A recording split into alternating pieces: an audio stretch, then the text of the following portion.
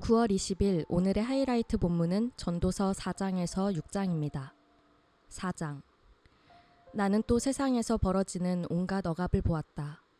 억눌리는 사람들이 눈물을 흘려도 그들을 위로하는 사람이 없다. 억누르는 사람들은 폭력을 휘두르는데 억눌리는 사람들을 위로하는 사람이 없다. 그래서 나는 아직 살아 숨쉬는 사람보다는 이미 숨이 넘어가 죽은 사람이 더 복되다고 말하였다. 그리고 이 둘보다는 아직 태어나지 않아서 세상에서 저질러지는 온갖 못된 일을 못 본 사람이 더 낫다고 하였다. 온갖 노력과 성취는 바로 사람끼리 갖는 경쟁심에서 비롯되는 것임을 나는 깨달았다. 그러나 이 수고도 헛되고 바람을 잡으려는 것과 같다. 어리석은 사람은 팔짱을 끼고 앉아서 제 몸만 축낸다고 하지만 적게 가지고 편안한 것이 많이 가지려고 수고하며 바람을 잡는 것보다 낫다. 나는 세상에서 헛된 것을 또 보았다. 한 남자가 있다. 자식도 형제도 없이 혼자 산다. 그러나 그는 쉬지도 않고 일만 하며 산다. 그렇게 해서 모은 재산도 그의 눈에는 차지 않는다. 그러면서도 그는 가끔 어찌하여 나는 즐기지도 못하고 사는가? 도대체 내가 누구 때문에 이 수고를 하는가? 하고 말하니 그의 수고도 헛되고 부질없는 일이다. 혼자보다는 둘이 더 낫다. 두 사람이 함께 일할 때에 더 좋은 결과를 얻을 수 있기 때문이다. 그 가운데 하나가 넘어지면 다른 한 사람이 자기의 동무를 일으켜줄 수 있다. 그러나 혼자 가다가 넘어지면 딱하게도 일으켜줄 사람이 없다. 또 둘이 누우면 따뜻하지만 혼자라면 어찌 따뜻하겠는가. 혼자 싸우면 지지만 둘이 힘을 합하면 적에게 맞설 수 있다. 세 겹줄은 쉽게 끊어지지 않는다.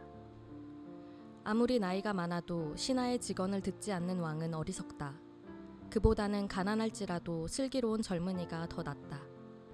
한 나라의 가난한 집안에서 태어나서 젊어서 감옥살이를 하다가도 임금 자리에 오를 수 있다.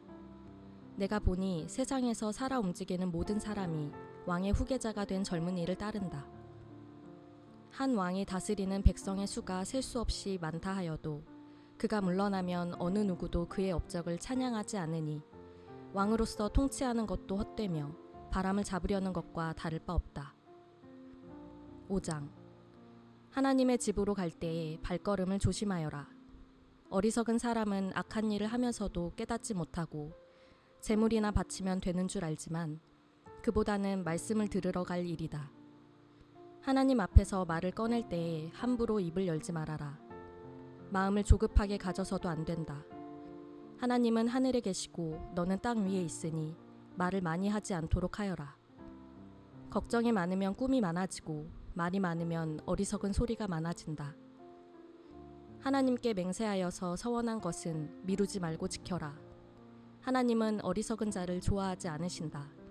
너는 서원한 것을 지켜라. 서원하고서 지키지 못할 바에는 차라리 서원하지 않는 것이 낫다. 너는 혀를 잘못 놀려서 죄를 짓지 말아라. 제사장 앞에서 내가 한 서원은 실수였습니다 하고 말하지 말아라. 왜 너는 내 말로 하나님을 진노하시게 하려 하느냐? 어찌하여 하나님이 내 손으로 이룩한 일들을 부수시게 하려고 하느냐? 꿈이 많으면 헛된 것이 많고 말이 많아도 그러하다. 오직 너는 하나님 두려운 줄만 알고 살아라. 어느 지방에서든지 가난한 사람을 억압하고 법과 정의를 짓밟아도 너는 그것을 보고 놀라지 말아라.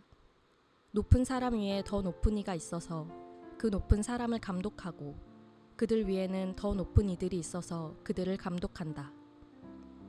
한 나라에서 가장 소중한 것은 왕이다.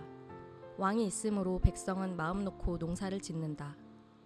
돈 좋아하는 사람은 돈이 아무리 많아도 만족하지 못하고 부를 좋아하는 사람은 아무리 많이 벌어도 만족하지 못하니 돈을 많이 버는 것도 헛되다.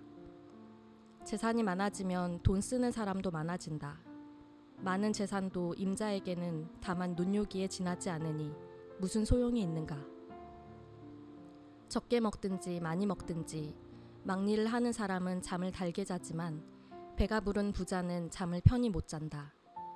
나는 세상에서 한 가지 비참한 일을 보았다. 아끼던 재산이 그 임자에게 오히려 해를 끼치는 경우가 있다. 어떤 사람은 재난을 만나서 재산을 다 잃는다. 자식을 낳지만 그 자식에게 아무것도 남겨줄 것이 없다. 어머니 태에서 맨몸으로 나와서 돌아갈 때에도 맨몸으로 간다. 수고해서 얻은 것은 하나도 가져가지 못한다. 또 한 가지 비참한 일을 보았다. 사람이 온 그대로 돌아가니 바람을 잡으려는 수고를 한들 무슨 보람이 있는가. 평생 어둠 속에서 먹고 지내며 온갖 울분과 고생과 분노에 시달리며 살 뿐이다. 그렇다. 우리의 한평생이 짧고 덧없는 것이지만 하나님이 우리에게 허락하신 것이니 세상에서 애쓰고 수고하여 얻은 것으로 먹고 마시고 즐거워하는 것이 마땅한 일이요 좋은 일임을 내가 깨달았다. 이것은 곧 사람이 받은 몫이다. 하나님이 사람에게 부와 재산을 주셔서 누리게 하시며 정해진 몫을 받게 하시며 수고함으로써 즐거워하게 하신 것이니 이 모두가 하나님이 사람에게 주신 선물이다.